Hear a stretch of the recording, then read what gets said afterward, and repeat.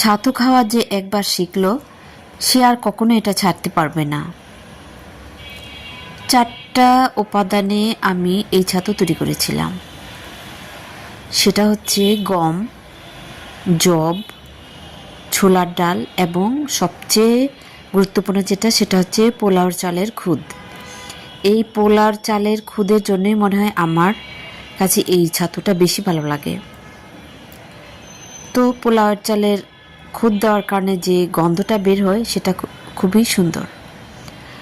আর এই ছাতু খেতে আমার কাছে সবচেয়ে যেভাবে ভালো লাগে সেটা হচ্ছে প্রথমে আমি পানি দিব, তার মধ্যে ছাতু দিব, তার মধ্যে কলা দিব, গুঁড়া দুধ থাকতে পারে কিংবা লিকুইড দুধ, এবং সবশেষে এর মধ্যে কয়েকটা মিষ্টি জাতীয় বিস্কুট।